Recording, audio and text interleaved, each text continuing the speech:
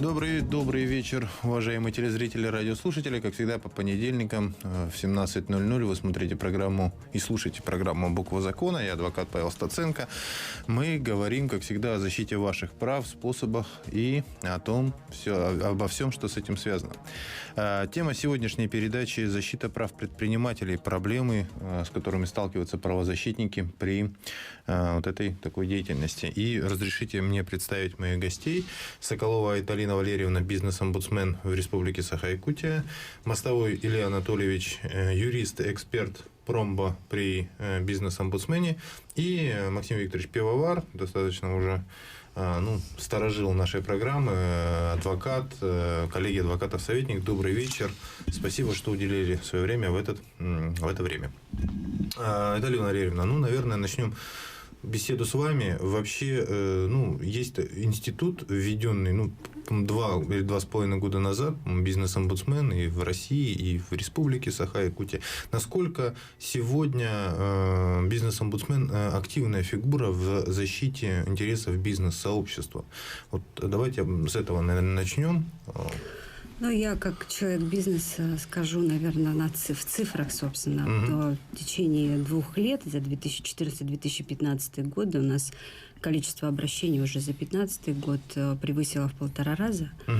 То есть об институте узнают, предприниматели все больше обращаются к нам, советуются, где-то пишут конкретные обращения, поэтому это уже, собственно, как один из фактов того, что деятельность уполномоченного по защите прав предпринимателей востребована, и нужно защищать права предпринимателей. Вот, собственно. То есть это говорит, с другой стороны, это говорит о росте нарушений прав предпринимателей или все-таки о том, что... Я думаю, что нет. Вот здесь как раз-таки очень, если даже по цифрам разобраться, то динамика нарушенных прав в сравнении с 2014 годом, вот как было в 2014 году, порядка 20 обращений, где были нарушены права. Это 10% от суммы всех обращений, скажем так. Так и в этом году такая же динамика наблюдается.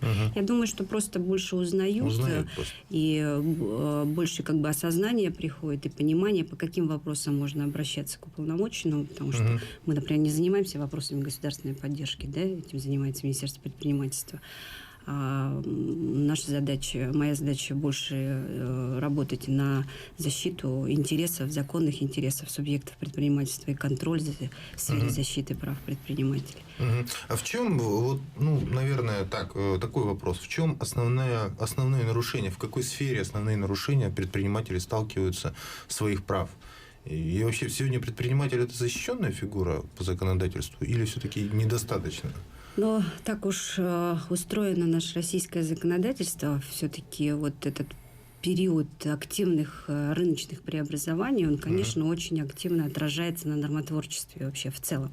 И вот в этот период, так как все-таки бизнес – это больше экономическая составляющая, и здесь нужно для того, чтобы бизнес активно развивался, нужно, чтобы процесс трансформации он происходил как можно быстрее и динамичнее, что, конечно, как мы наблюдаем на практике, и юристы, я думаю, меня здесь в этом поддерживают. И у нас, конечно, не так, к сожалению, активно этот процесс движется, поэтому, собственно, само создание такого института бизнес-омбудсменов, оно по велению времени. Что касается тех проблем, с которыми сталкиваются предприниматели, это в основном, во всяком случае, там, где нарушаются права. Я повторюсь, это что в 2014 году, что и в 2015, это нарушения по контролю и надзору. То есть процессуальные нормы в отношении предпринимателей при проведении проверок, они, конечно, нарушаются отдельными сотрудниками тех или иных контролирующих органов. И как бы мы ни говорили, не изменялось в этой части законодательства, тем не менее проблемы есть. В этом году будет ну, как один из ярких примеров, даже вот сейчас самый свежий, да, то, что введены надзорные каникулы, в течение 3 лет предприниматели будут освобождены. Да, это активно освещается в Да, СМИ. активно освещается. Но при этом, вот заметьте, есть определенные проблемы. Дело в том, что даже по 209 федеральному закону, вообще, кто такие субъекты предпринимательства, да, то есть они есть разные категории субъектов.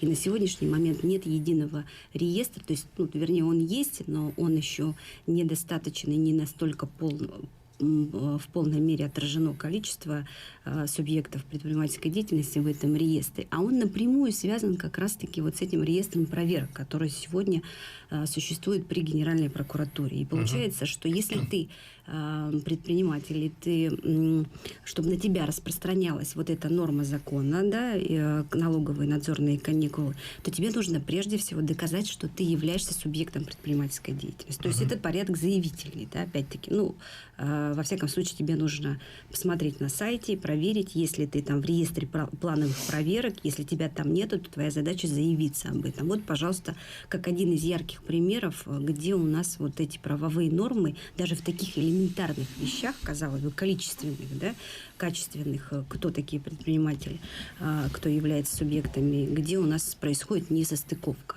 Угу. Ну, а вообще, в принципе, это получается, сами предприниматели за своими правами обращаются часто, вот, видят эти нарушения, или они просто не знают? Вот, приходят к ним органы государственные? Хороший вопрос вы, Павел, задаете. Да, мы вот не раз с экспертами обсуждаем, что основная проблема предпринимателей в том, что, во-первых, законов и нормативов так много, что их физические специалисты очень трудно отслеживать постоянно. Вот мы работаем, например, в сфере предпринимательства, мне приходится вникать в такие вопросы, отдельные вопросы разных отраслей, там, начиная от ветеринарных каких-то вопросов, заканчивая пожарными там нормами и так далее, земельными и прочее. А что говорить о предпринимателе, который изо дня в день занимается своими, так сказать, делами, связанными с тем, чтобы продвигать бизнес, да, плюс еще отслеживать вот эти нормативно-правовые изменения в законодательстве. Тем более оно у нас меняется достаточно активно и очень часто, скажем так. Да. Поэтому стоят такие вопросы. Допустим, иметь ту же самую правовую программу «Гарант-консультант». Это тоже нужны достаточно большие средства. Очень дорогая, да? Очень дорогая. До 500 тысяч доходит стоимость одних вот этих полных пакетов. Да. Поэтому здесь в этом есть проблема. Ну и плюс, конечно же, отсутствие времени у предпринимателя, чтобы все это отслеживать. Ну и само по себе, наверное, неудобство вот тех ресурсов, которые на сегодняшний момент есть. То есть, по идее, государство, его основная задача — обеспечить информационное обеспечение субъектов предпринимательской деятельности. И очень много всевозможных порталов, всевозможных сайтов. В каждом, так сказать, регионе они есть, присутствуют в той или иной форме. Но, на наш взгляд, я писала об этом в своем докладе за 2014 год, они не совсем клиентоориентированы, если можно так выразиться, да, то есть такой бизнес-термин, но тем не менее не совсем клиентоориентированный, не совсем понятно. Ну и вообще сама по себе правовая информация, она, конечно, чисто вот с восприятия простого человека, она довольно сложно воспринимается. А вот типичный, может быть, схема работы бизнес-омбудсмена, вот сейчас, может быть, предприниматели нас в машине слушают или там телевизор смотрят, это вот типичная схема. Вы выступаете в судах, в защиту, вы участвуете при проверках. А вот каким образом? Деятельность бизнес-омбудсмена оговорена в Федеральном законе 78 и в нашем республиканском законе. И, конечно, есть определенные полномочия и компетенции, в рамках которых я могу действовать в защиту прав предпринимателя. Но здесь полномочия одно из таких серьезных, вот все, что касается контрольно-надзорных, допустим, да, я могу участвовать в проведении проверок. То есть, если предприниматель чувствует, что в отношении него, опасается, скажем так, да, что будет излишний надзор, то есть он может обратиться к уполномоченному, и так, в общем-то, активно предприниматели сейчас начинают понимать этот процесс и активно обращаются. Также второе, полномочия, правда, мы действуем по доверенности от уполномоченного при президенте Российской Федерации Бориса Юрьевича Титова. Можем выступать в качестве третьего лица в судебных заседаниях. У нас тоже есть такой опыт.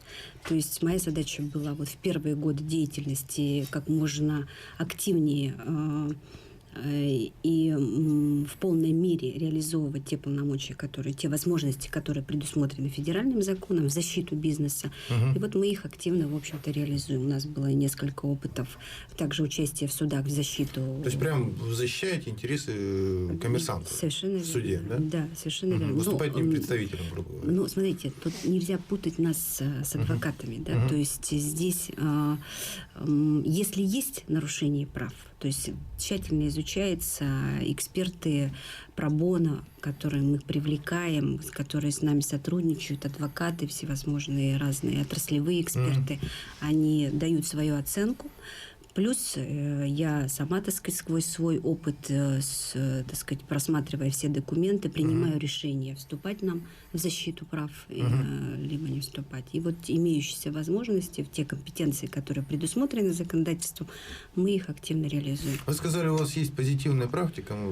Если можно, пару слов, в чем заключалась? Уже в республике имеется практика защиты предпринимателей, омбудсмена. Вот в чем заключается судебная практика? Судебная мы участвовали в качестве третьего лица по доверенности от федерального бизнес-омбудсмена в защиту прав предпринимателя, который судится с муниципальным образованием по поводу строительства торгового объекта. Вот, то есть, в общем-то, здесь... Окружная администрация подала, да? Муниципальное образование подало, да? Да, то есть там уже давно длились судебные тяжбы. В конечном итоге мы видим там нарушение прав предпринимателя. И тот опыт, который у нас был, участие, мы судебное заседание выиграли. Там, конечно, дело еще...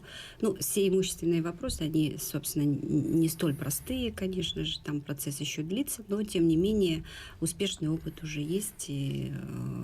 А вот пробона, это аббревиатура какая-то? Илья Анатольевич у нас эксперт пробона? На латинском языке эксперт без вознаграждения. То есть общественные помощники, которые помогают бизнес-омбудсмену региональному реализовывать свои полномочия в рамках закона. Вот. Соответственно, нас большое количество, то есть мы объединены в группу, экспертную группу, которая по заданию Айталины Валерьевны проводит заседания. Мы обсуждаем наиболее проблемные жалобы и, соответственно, вызываем две конфликтные стороны, то есть с одной стороны предприниматели, с другой стороны государственные органы, его представители. Соответственно, общаемся, выясняем, у кого какая позиция по этому вопросу, и в конечном итоге бывают такие случаи, что уже на этой стадии мы конфликт разрешаем, то есть между и предпринимателем, и государственным органом находится конструктивный диалог. То есть мы приходим к какому-то итогу, что в итоге в дальнейшем он не пойдет ни жаловаться ни в прокуратуру, ни в иные инстанции. То есть в данном случае институт омбудсмена своеобразный фильтр, то есть на стадии обращения к уполномоченному бывает так, что жалобы разрешаются, и впоследствии не требуется дальнейшего обращения в орган. То есть, в принципе, такой дополнительный функция к медиаторам, да? Вот, что-то похожее. Несколько отличный. Видите, как медиация, она присутствует при межкорпоративных спорах. А у нас все-таки мы имеем дело с органами государственной власти, муниципальной власти. Это все-таки чаша весов несколько иная. Да? И когда уполномочено, в чем ценность института бизнес-омбудсмена в том, что госорган наравне с госорганом выступает в защиту. Да? И здесь, конечно, процесс идет несколько, так на равноправных, так сказать, скажем, позициях.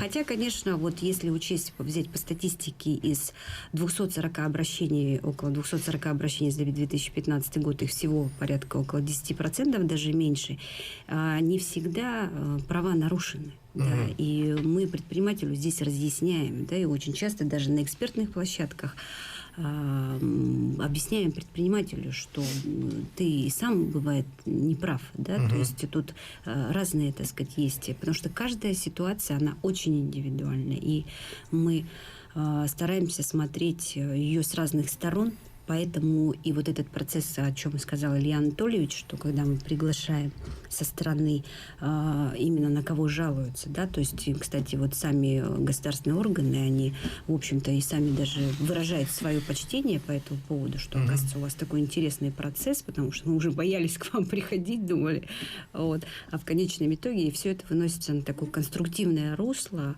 когда можно, исходя из здравого смысла, разрешить ту или иную конфликтную ситуацию. Потому что так как мы все-таки дело имеем с конфликтами, конечно, здесь важно, чтобы вот роль третьего такого посредника, если можно так выразиться, да, в лице бизнес-омбудсмена, который может быть арбитром в какой-то мере, да.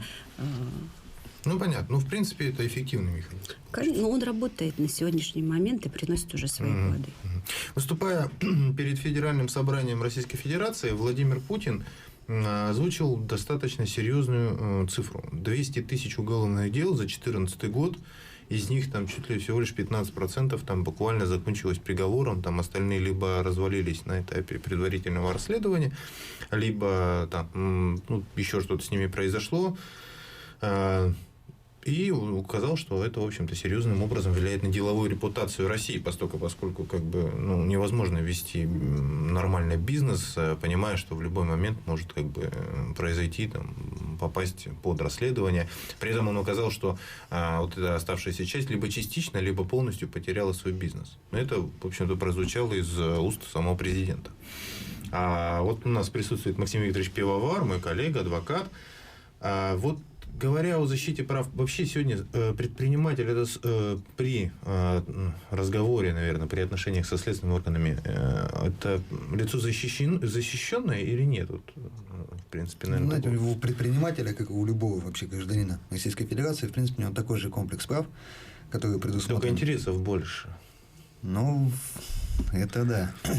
Комплекс прав у него, в принципе, такой же, однако риск при расследовании уголовного дела у него, конечно, тоже существенно выше. В чем заключаются, наверное, основные проблемы при защите прав предпринимателей при ведении уголовных дел? Но основные проблемы, в принципе, в том, что правоохранительные органы при расследовании дела, нужно это, не нужно, относятся, не относятся, они, как правило, очень часто изымают документацию. Бухгалтерскую документацию, финансовую, то есть без которой, в принципе, осуществление деятельности предпринимательской невозможно. Очень часто они изымают, к примеру, товар, то есть те предметы, которые предприниматель реализует. Соответственно, товара нет, документов нет, и бизнес стоит. Стоит бизнес, соответственно, нет доходов. То есть из недавних случаев, припомню, когда в аэропорту сотрудники транспортной полиции остановили самолет якобы из-за перегруза.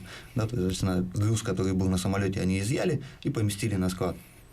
И в рамках проверки сообщения о том, что самолет перегружен, там по уголовному делу порядке 144-145, они изъяли продукты питания, которые за неделю лежания на складе, это фрукты, там, колбасы и так далее, они испортились. То есть предприниматель уже понес убытки. Когда этот товар отдали, груз был испорчен. А защитить практически предпринимателя невозможно. Все в рамках полномочий. Все в рамках закона, да, то есть правоохранительные органы проводят проверку, они назначают экспертизы какие-то. Экспертиза, как правило, длится достаточно долго. Да, то есть 30 дней проверки, то есть в предельно возможный срок, для которого могут проводить проверку.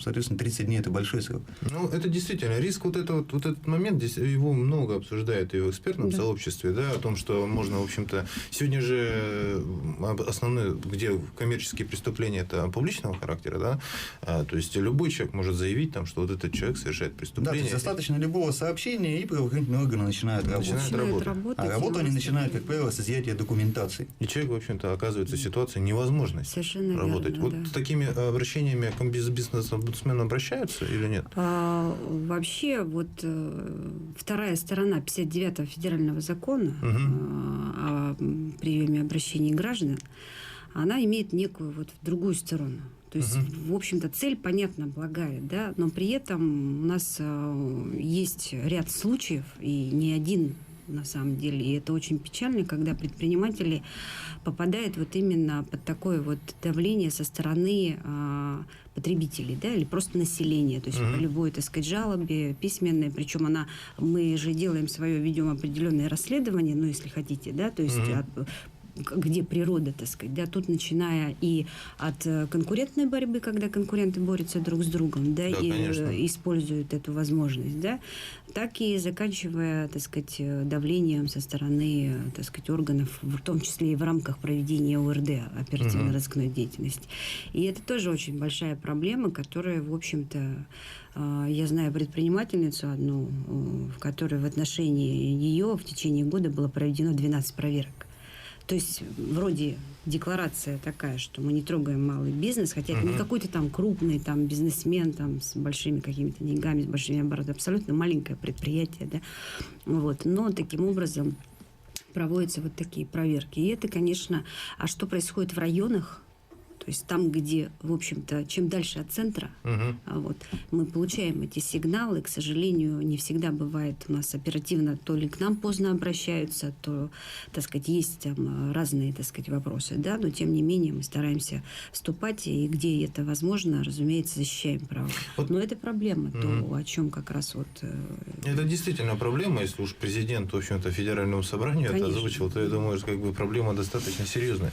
А в этой связи, вот кратко, может быть, ну, естественно, не к вам, а может быть, на совещаниях с бизнес-омбудсменом федеральным, в этой связи какие-то попытки предпринимаются принять поправки, может быть, дополнительные гарантии ввести в закон, или, в принципе, об этом сейчас пока речи не идет?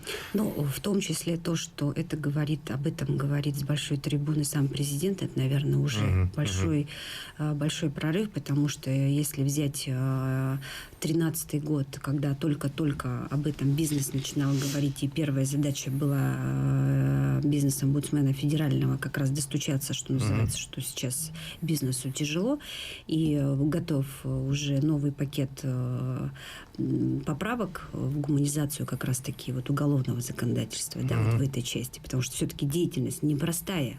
Даже вот ко мне как бизнес-омбудсмену обращались, такие были обращения, связанные с уголовными делами, но сами по себе дела непростые, и поэтому приходится изучать все. То есть тут и от конфликтов между учредителями, да, между друг другом, и мошеннические действия и так далее. Да? Ну и в том числе, в любом случае, какое бы ни было нарушение в предпринимательской сфере, в предпринимательской именно, да, в любом случае все процессуальные нормы, они должны соблюдаться.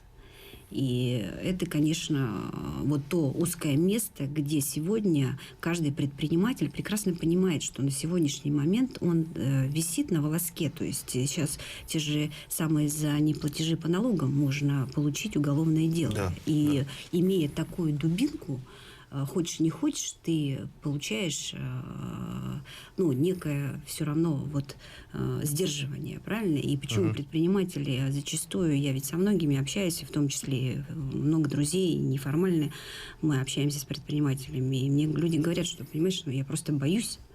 Мы все понимаем, да, что все прекрасно, да, но что вот с большой трибуны, но если завтра ко мне придут, ты все равно не успеешь добежать, грубо говоря. Ну да, тут получается, это действительно очень такая опасная ситуация, плюс весьма широкие полномочия госорганов, которые... Вообще, кстати, вот у нас совсем немного времени остается.